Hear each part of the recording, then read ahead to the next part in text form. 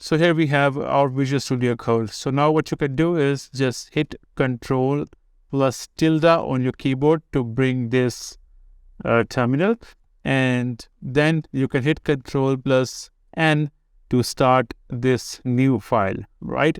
So here we can create any Python program. I'll just simply go ahead and create a very simple Python program. I'll take a variable X, and inside this I will ask the user to enter a number. And for that, in Python, we use input function, and then I will write enter your number. Now this will be displayed to the user when the program will run, and then I will take another variable and I will ask the user to enter your second number, right? And then what I will do is I will simply add both of these numbers, and I will store them in variable called z. And then what I can do is simply just go ahead and print the value of z, right?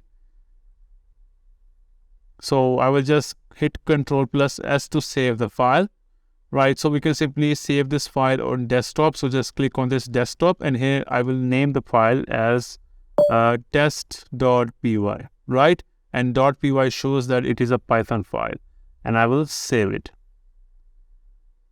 And here you can see the color of the text has been changed. So that means your Python has detected this code.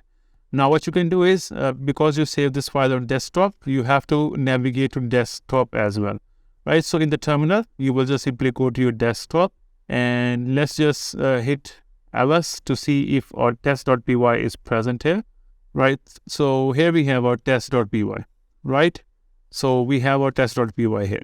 But there's a little mistake. We wanted to write y, not your, right? So I'll just save this program again. And now what I will do, I'll simply just write Python 3 because we want to execute Python file. And then after that, we will write the name of the file that we want to, work on. And after that, I'll just go ahead and hit enter. So I'll just pull it up so we can see it more clearly. Here, the program is asking the user to enter the first number. I'll add, let's say, 30.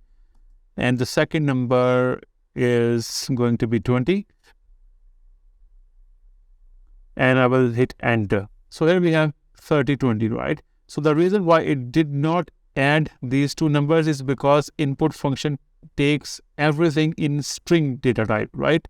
So to convert it into integer, we can simply use this program or this built-in method or function in Python, which is called int. And I will again convert this to integer as well. Now what we are doing right now is called typecasting in Python, right? So, but as this is not the scope of this course, so I will not get too deep into this. I'll save the program and I will rerun this program. I will enter the number again, 30, and then I will add 20. So here you can see now we have 50 instead of 30, 20. Because this time we converted the string into integer, and after converting both of them to integer, we added them. And this time, because they were integer, so instead of just concatenated, they actually got added in each other, right?